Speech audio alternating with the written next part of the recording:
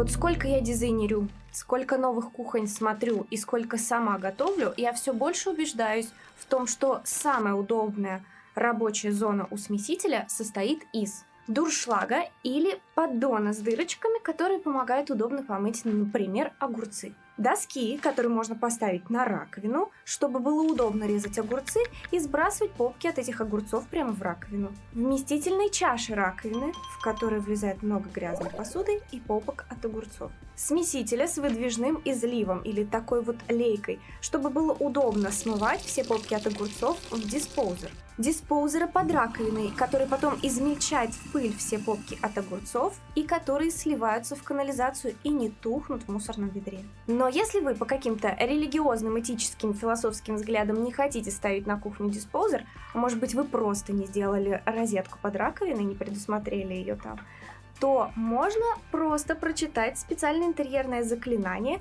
на мусорное ведро, и тогда оно переместится повыше, и попки от огурцов смахивать в это самое ведро будет уже гораздо удобнее. И хоть я все еще не могу однозначно разобраться, как нужно таки правильно жить, я разобралась, какую раковину нужно ставить на кухню, если вы хотите установить диспоузер. При этом, чтобы у вас ничего не расклеилось и никуда не съехало. Потому что диспоузер во время работы может издавать небольшие вибрации. В семействе раковинообразных есть 3 вида моек. Первое – это мойка накладная для любителей сверху. Мойка встраиваемая для любителей снизу.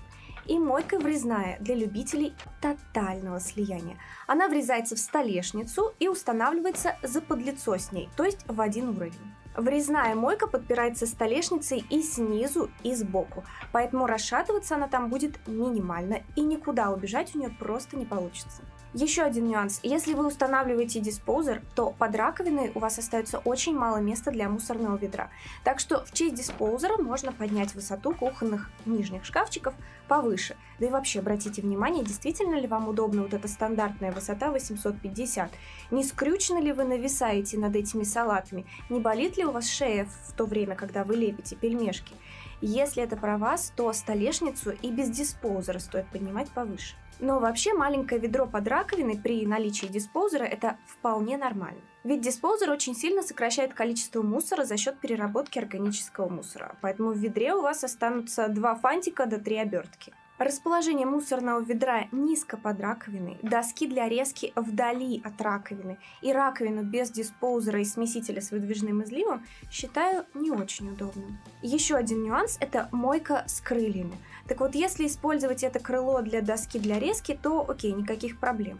Но если использовать это крыло для сушки посуды, то тогда начинается чаще всего захламление интерьера, что, конечно, тоже не камильфо, и я это не очень поддерживаю. Разноцветную посуду надо подбирать либо под интерьер, либо прятать ее закрытой хранить. А при наличии диспоузера и с накладным дуршлагом я, в принципе, не вижу никакого смысла в дополнительной маленькой чаше раковины сбоку от основной. Но, может быть, кому-то она удобнее, чем то, что я сейчас описала, и вы меня переубедите в комментариях. Расскажите, а какой раковиной пользуетесь вы?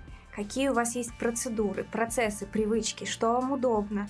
Удобна ли вам была моя схема, которую я предложила в этом ролике? Или, может быть, у вас есть свои тайные кухонные фантазии, и вы видите себе этот уголок обустроенным немножко по-другому? Я с удовольствием почитаю об этом в комментариях. Ставьте лайк и подписывайтесь на канал, если еще этого не сделали. Всем дизайн!